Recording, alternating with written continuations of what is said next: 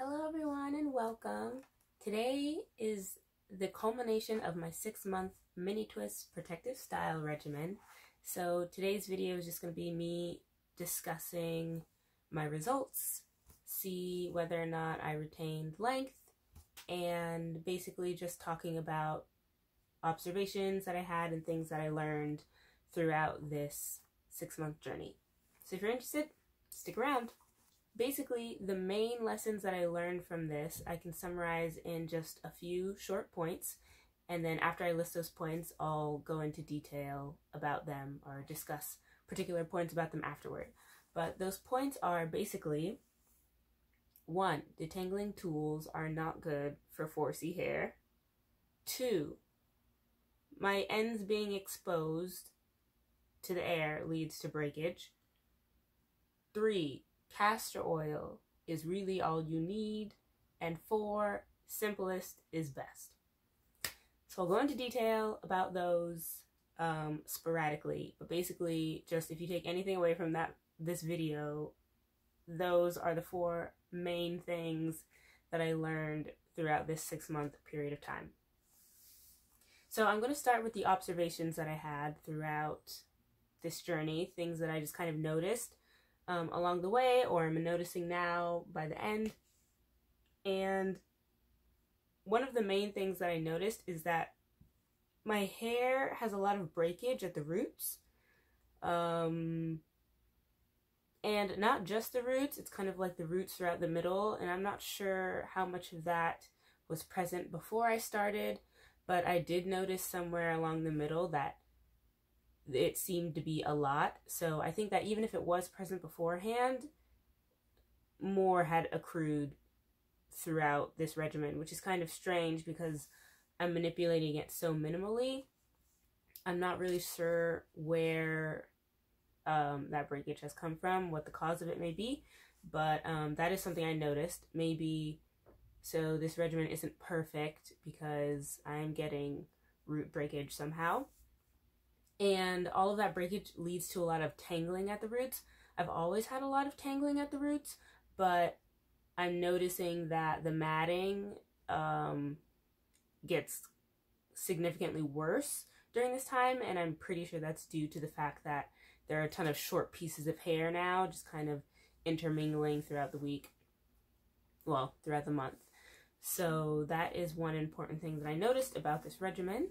Another observation I had is that redoing a bunch of mini twists once a month is way too much, which I discussed in my previous video.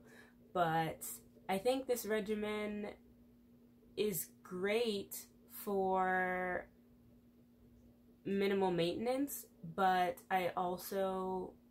there is a time trade-off. You know, the more time you spend without doing your hair, the longer you're going to have to spend doing it when you do get around to doing it. So I think if you can do this with chunkier size twists or braids or sections where you have a more medium number versus a huge number, then it's going to be more maintainable for you, which means you can stretch it out longer. So it should be a goal to keep the sections to a maintainable number. A third observation I had is that I don't have too many split ends, which is great. Obviously that means my hair was not getting overly dry throughout this process, but even though I didn't have split ends, I do have a lot of single strand knots. I would not say that it's a lot compared to the amount I would get doing my previous regimen, where, you know, I'd have my hair out every now and then. My ends weren't always tucked away. You know, I wasn't using loads of castor oil. I definitely had more single strand knots during that period than I do now. But the fact that I do have single strand knots at all means that, you know, my ends aren't perfectly protected, which shouldn't be a surprise because it's not like I'm wearing them under a scarf 24/7. That's the only way I could probably avoid single strand knots. So they are a reasonable number of single strand knots, but they are still present, which is why I am planning to trim my hair this wash day. Okay, so the fourth observation is basically that this regimen kept me and my hair very pleased. It was super easy to maintain. There's not a lot of complication involved, just a few products and minimal wash days, you know, as minimal as possible remoisturizing sessions, so it wasn't switching up my styles. There wasn't any, you know, kind of guessing to do at the end of the night. What's the best way to put my hair up? Like, is this gonna give me knots, or, you know, was that enough moisture? No guesswork, just do the 3 simple steps like clockwork over the period of 6 months. It was super simple. So that was probably my favorite part about this. Really don't have to think about anything, and it's just done. In addition to those things, wash day, when it did come around once a month, was only like 20 minutes long. It was fantastic. Washing your hair in twists is a secret. You know, not a secret, but, you know, one of natural hair community's best kept secrets. On top of that, moisturizing sessions were only about 25-30 minutes long, and it wasn't too much of a hassle. It only took that long because I really liked to be thorough and take my time. It could have taken as quick as 5 minutes if you had, you know, your leave-in conditioner mixed with water in a bottle, and, you know, you used half as much castor oil as I did. It didn't have to be that long, but I enjoyed the process, so it taking 25 minutes was not a problem. On top of those 2 things, there was no daily maintenance, like I mentioned before, no nightly maintenance. In my opinion, it was the simplest way to maintain, you know, super dry, kinky, type 4 hair. So, highly recommend. In my previous video, I mentioned that the reason I started this regimen in the first place was to find the best length retention method for my hair. And really, what I meant by that is that I was trying to find a way to surpass my growth plateau. So I haven't mentioned this yet on YouTube, but this is a whole nother video. In short form, I've been at a growth plateau for a very long time at bra strap length. And over the past year-ish, maybe year and a half now, I have been trying a bunch of things to try to figure out how to finally overcome that. And this mini twist regimen was my most recent attempt at that. And so also today I'd like to focus on including information on whether or not I was finally able to surpass the growth plateau and reasons why I think that may be. So next, let's focus on that part. Did I pass my growth plateau? Was this effective for length retention on, you know, my super dry, fragile, breakage prone hair? And the answer I have for that is yes. So I will show you my hair in a bit. But right now, I'm just going to talk a bit. So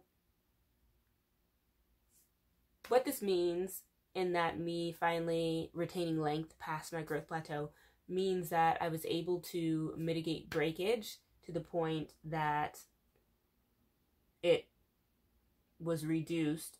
I was able to mitigate breakage to the point that my growth rate was faster than my breakage rate, obviously. But the means by which I did that is what's important and probably what you want to know. So I mentioned in one of my main points that detangling tools are not good for 4C hair. Me throwing out detangling tools over this course of 6 months was the main purpose of this regimen. That was the main point over which I built the rest of the regimen, was to not have to use detangling tools.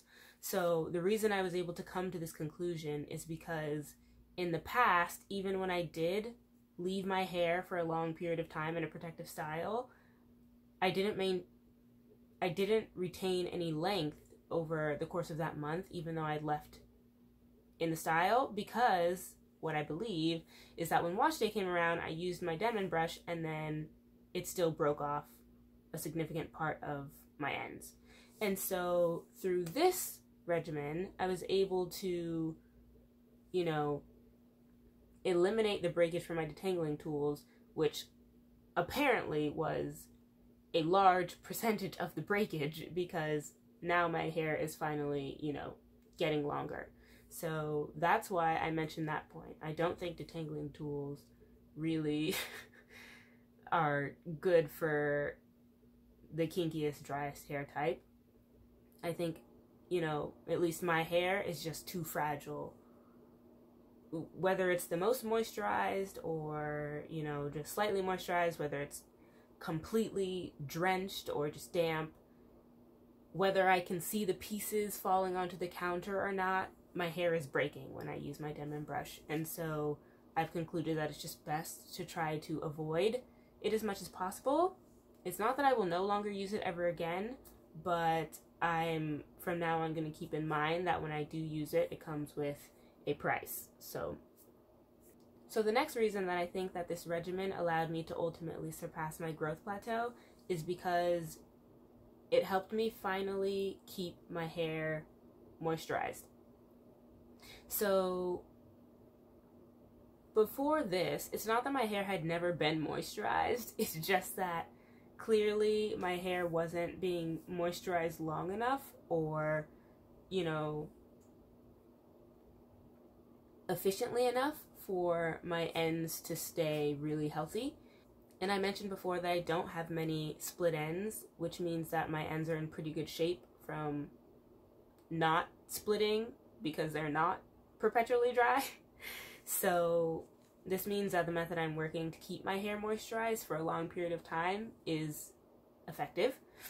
And so this ties into my main point where I said castor oil is all you need. Like, castor oil is the key. I tried to allude to this in my previous video, but if you have hair like mine and it's dry and breaking and you're not sure what to do and you are not using castor oil, sis, castor oil is the answer.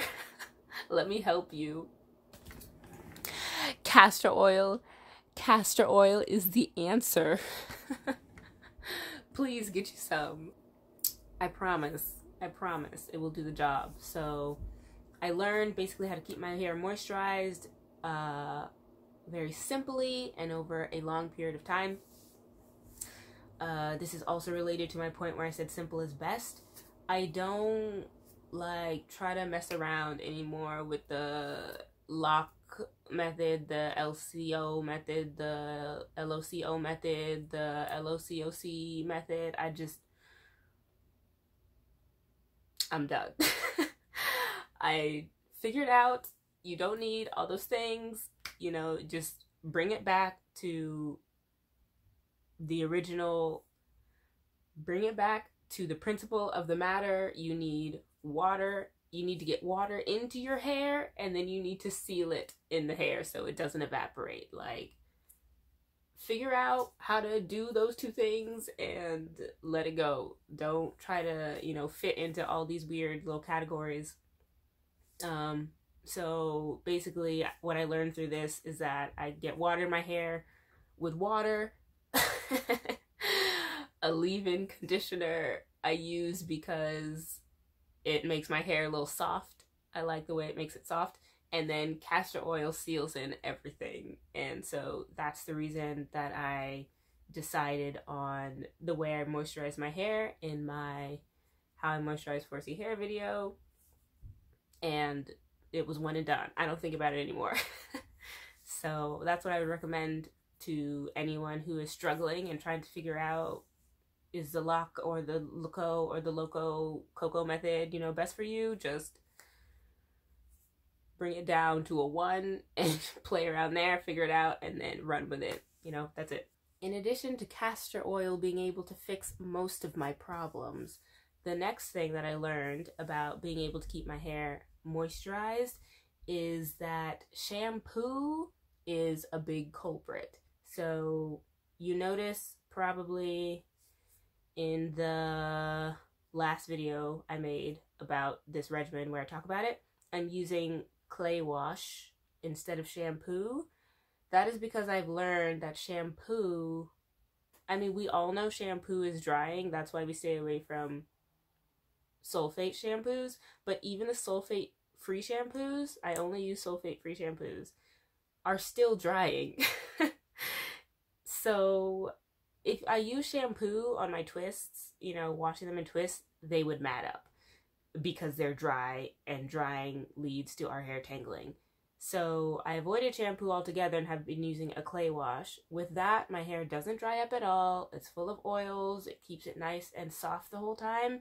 And that's how I was able to keep my twists from matting up during, you know, this entire 6 months. And I think that that's actually a big lesson for, you know, my type of hair, is that anything that dries it out to, you know, even a minimal degree should be avoided, because even that minimal amount of tangling, if you're doing a protective style, will just fester into mats, you know, as time progresses. So avoiding shampoo as long as possible also is something that I will be incorporating long term. I'm going to actually shampoo my hair today because it's been 6 months, and I am aware that clay wash isn't enough to remove, you know, all of the oil from your scalp.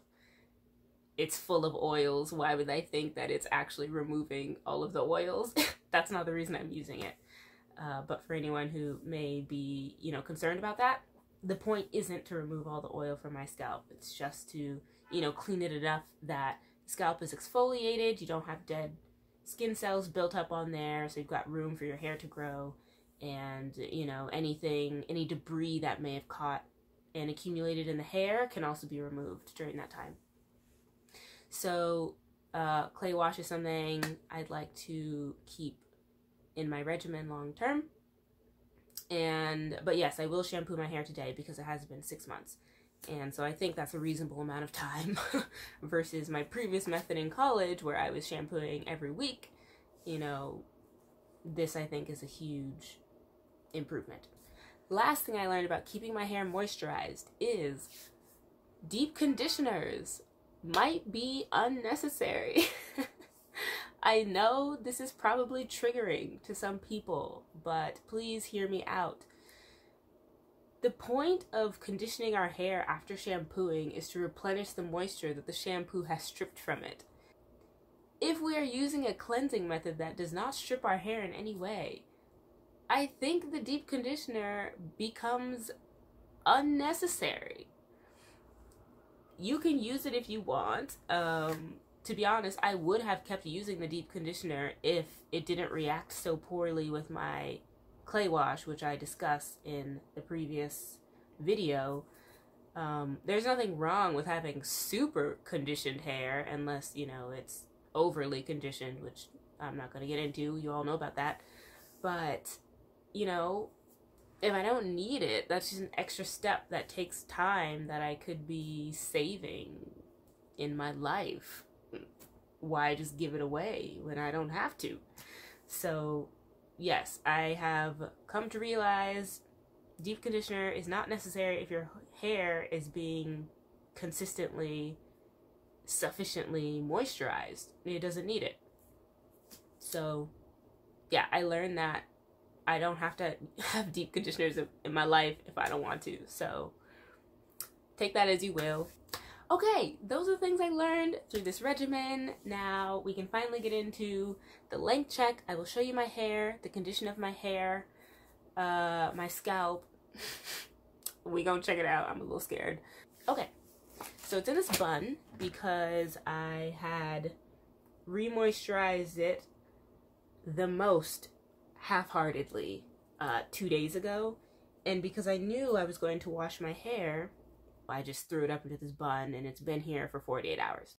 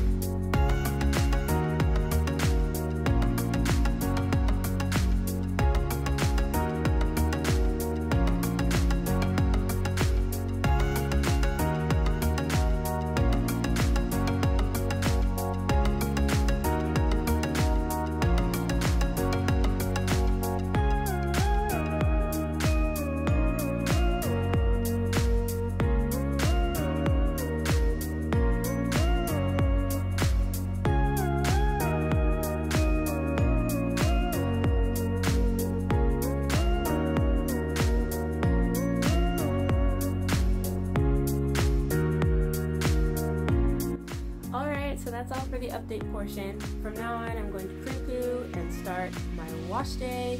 If you want to see that video, it's going to be next week. Who knows? But yes, that is what I'm going to do next. I'm going to film that. Super excited. So be sure to come back and watch that one when it's up. But until then, thanks for watching. Month Minitwist.